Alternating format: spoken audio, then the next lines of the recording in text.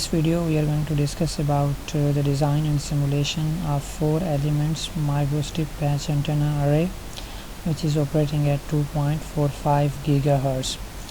So we will take this 2 elements design as a reference, and we have designed this 2 element antenna array in a previous tutorial. So if you have any confusion about its design or about the basic principles that we have used while constructing this 2 elements array, then you can watch our tutorial number 10, and the link of that tutorial has been provided in the description. So basically these 2 elements antenna is operating at 2.45 gigahertz. So now we have to construct its 4 elements array, right?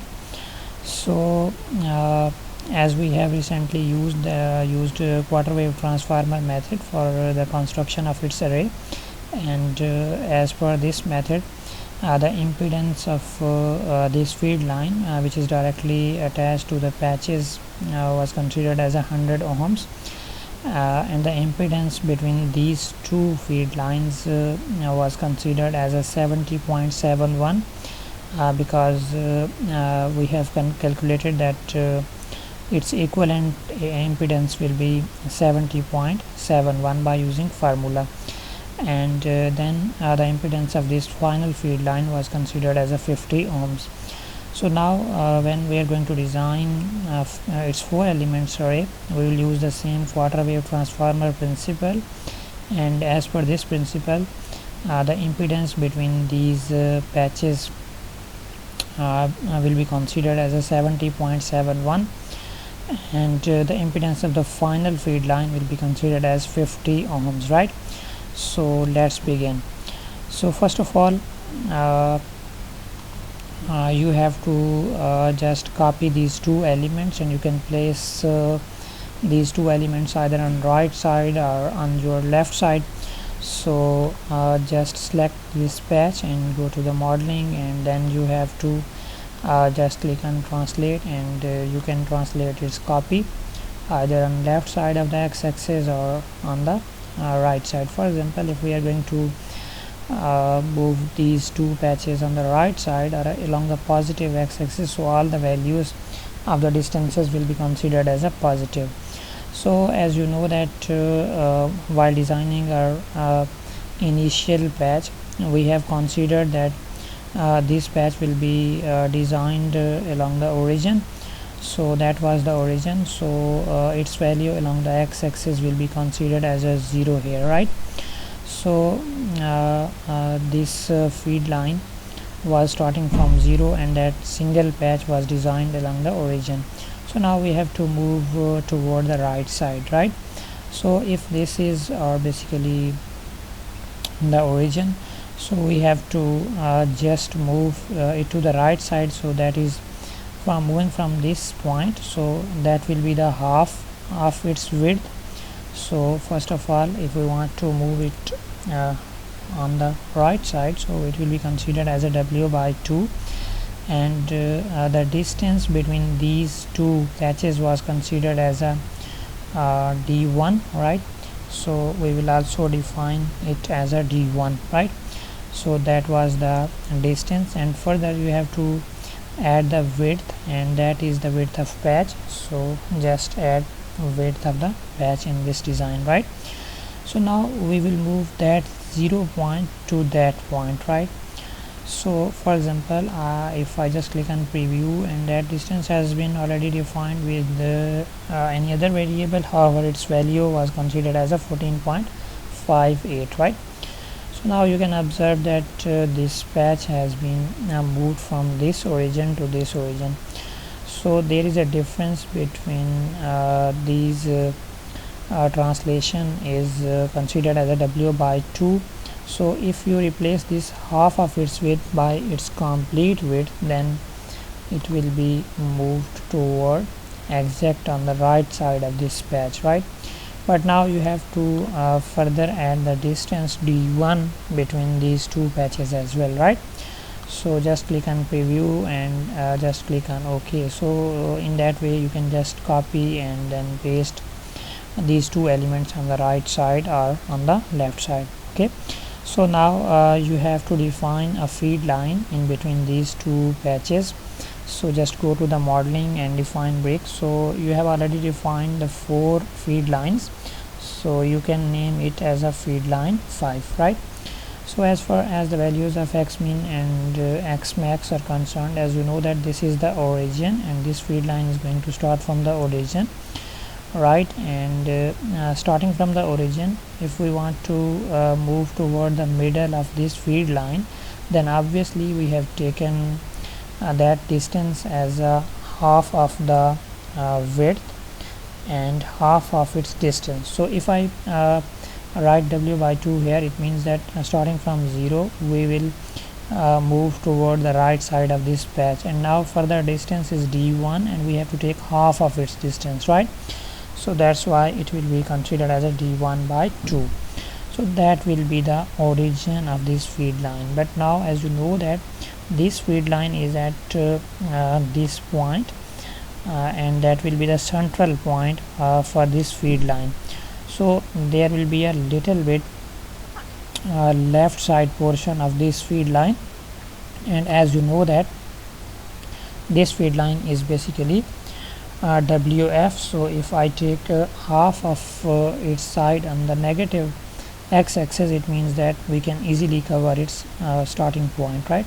So that will be the starting point of this feed line, right? And now you can just copy and paste this value here, right? So now as you have to take the distance from its central position, so you can just remove this negative WF by 2 along the x max position, right? So now you have to move from this central position. So from this moving toward the central position, first of all, that is the half of the distance, so you have to further add d1 by 2, right? And then you have to add the width of this patch, and width of this patch is w. So we will move toward that point, and between these two patches there is a proper distance d1, so you have to further add d1. So now you will be moved toward that point. So further you have to add the width of patch. So if you add width of the patch, then you will be moved toward that point. And now you have to reach the central position, so that is the total distance, and if you take half of its distance, then obviously you will be at the central position of this feed line, right? And now you have to add further half of the width of the feed line along the x-axis. So just write WF by 2, right? So these are the values of x min and x max. So the values of y min and y max are very simple. So value of the patch along y axis was considered as a length, and that was represented with L. So as we are going to move toward the negative y-axis, so that's why it was taken as minus L by 2. So starting from the 0 and putting minus L by 2 means that we will move toward the bottom side of the patch, right? So further we have to add the length of the feed line, and that length of the feed line was represented with the variable of LF, right? So by adding LF we will move toward this point, right? So further we have to add the width of this feed line, and width of this feed line was considered as WF2. So that after adding minus WF by 2, we will move toward the bottom side of this feed line, and from the bottom side of this feed line we have to further add length of the feed line, so it will be considered as LF, right? So that is the value of y min, right? Because now we are at the bottom side, so if you have to consider y max as its top position, just delete the LF, right? So these are the values of y min and y max. And as far as the values of z min and z max are considered, so it will be 0.035 plus 1.6, and you have to further add the thickness of the patch, and that is 0.035. So same material will be considered, which is copper annealed, right? So just click on preview. Right, so we have made just one mistake, and that mistake is about the width of the feed line, right? So minus LF was the maximum point, right? And we have to further subtract the feed line WF2 in Y min. Okay, so now everything is fine, and you can check that its start and end point along the x-axis are okay. Its start and end point along the y-axis are also okay, and we have considered the width as a WF2, and WF2 is 1.64, and it provides 70.71 ohms, and the impedance of this feed line must be 70.71 as per the lambda by 4 transformer method, right? So just click on OK. So now finally you have to define another feed line, and that feed line will be the final feed line. So you can name it as a feed line 6, right? So now I think you will be very clear while defining the value of x min, and as you know that or you can just copy the value of this feed line as well, because as you know that if you want to just for example, if this is a final value, or even you can just take the values again, so that your concept must be clear that how you have defined the values, right? So instead of copying these values, so let's define these values, right? So feed line 6 and x min. So x min, this is our 0 point, and we have further added w by 2. So w by 2 the width of the dispatch, and then you have added the distance, half of the distance, and that half of the distance is w1 by 2, and after adding this distance you have further added the width, complete width of the patch, right? So and then moving toward this position you have to just add plus d1, and you have to take half of that distance, because moving from this position that distance is d1, and if we take half then we will be exact at the center of this point, right? So you can just copy and you can paste it on y-axis, so that is the reference point, and that is a central point. So if you have to define the feed line along this central point, it means that first of all you have to define that what will be the width of feed line. So the final feed line must have an impedance of 50 ohms, and that will be considered in case of 3.08, and that is WF. So you have to define WF. So along x min it will be minus WF by 2, and along x's are positive x-axis it will be WF by 2. So these are the values of x min and y min. So as far as the value of y max is concerned, so it will be minus L by 2 minus LF minus WF2 minus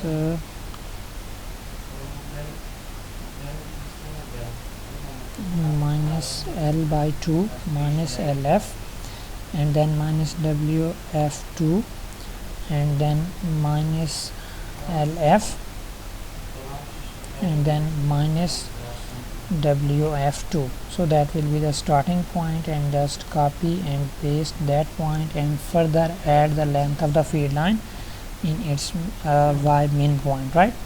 So as far as the values of this z min and z max are concerned, so it will be 0.035 plus 1.6, and you have to add 0.035 further for its thickness. So just click on preview, and now you can just observe that either your position of this feed line is correct or not, right? So its position along the y-axis is okay, but if we consider it as along the x-axis, then it must be placed here. It means that we have made little bit mistake while defining the value of this feed line along the x-axis. So let's review the value. First of all, this was our final point, our origin point, so we have added w by 2, it's okay, and then we have added the distance, and that distance was d1 by 2. So d1 by 2 means that that was the central position of this feed line, and after that you have to just subtract minus wf by 2, right, because this was the starting point, right, and then you have to add further another distance, right. So we have just not added half of its distance and d1 by 2 because that was the central point, and then there is an other half distance, right. So we have missed that distance in x min, and then we will add the further width, and then we will add further d1 by 2, and then we will add further the value of wf by 2.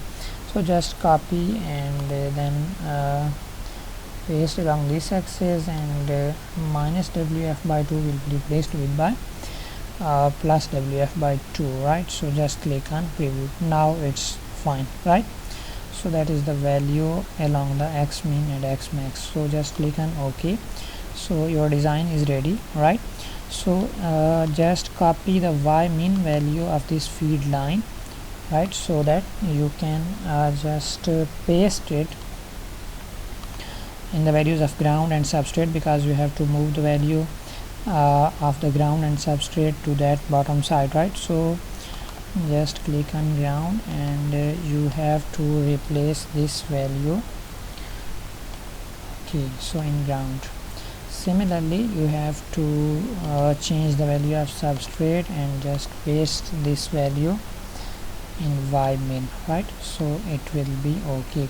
So now you have to just change the value of substrate and ground along the x-axis. So now you can add few values in x max, right. So we are here right now, right, and that is the central position, right. So now we have to further move toward the next values, right. So if I remove the distance of 5, then we are exact at this place, right. So now we have to further add the values, right. So as you know that the distance between these 2 points is d1, so just further add d1, and after adding d1 obviously you will be here, right. So now if you add further w, it means that you will be along the right side of this patch, right. So similarly keep adding the values, and add further d1, and then you have to further add the width, and just click on preview. And as you know that in our last video we have provided the gap of 5 mm, right. So that's why we are going to take the distance of 5 mm, right. So just copy this value and press OK. So you have to change the same value in ground as well. So just paste this value along the x max of the ground, right. So just click on OK. So your design is almost ready, right. So now you have to add all these things, feed line 5, 6 and all the patches. So just select all these things and go to the boolean, and then you can add all these things, right. So now you have to just define the port, and then you can simulate your design, right. So just go to the view, and just you can rotate it, and you can crop this value, as you have to select the face. So just use the shortcut key F to select the feed line, and then go to the simulation, and you have to define few values, and along the x-axis, as you know that as per standard its width must be 3 times the width of feed line. So that's why we're going to take its width as a 3 times the width of feed line. So along z min you have to touch the ground, and as you know that if you will you are at the top, and if you subtract 1.6 as this is the negative sign, so minus 1.6 means that you will move toward the bottom of the substrate, and just by adding the plus sign it means that minus plus will be considered as a minus, and you are going to minus, and which value? 0.035. It means that 0.035 will be subtracted and you will be touching the ground. So these are the requirements for the port along Z min. However, the value along Z max can be considered as a 4 times the height of substrate, and we are using FR4 substrate, so its thickness is 1.6. so just click on OK, and now you can just zoom it out, and that is your final design with defined port, right? So these are the values, and as you know that basically the basic purpose of designing multiple elements array is to define basically the gain, and you can see that the basic purpose of constructing arrays is to define the proper gain or to improve the gain. So that's why just check that either we have defined its far field parameter or not. So just go to the simulation, and from far field monitor check that either we have properly defined its value for gain or not, right? So just apply and then just click on OK, right? So now you can simulate your design, right? So its simulation will take some time, so after the simulation we will check its result, and we will compare the results of our single patch and then 2 elements and then its 4 elements array, right? So we will just talk about its results after the completion of simulation.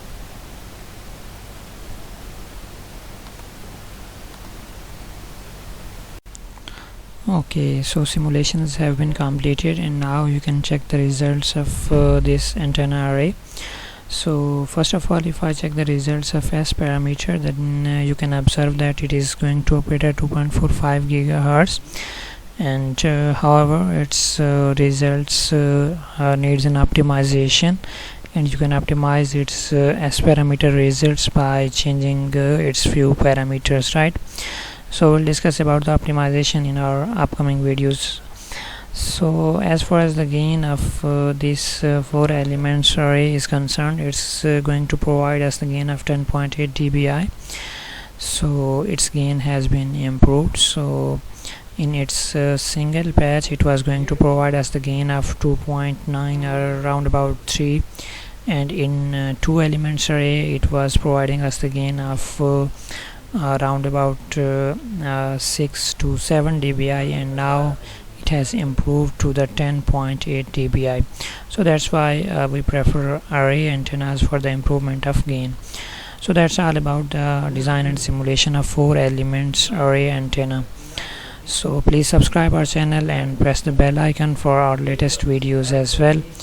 Thank you so much.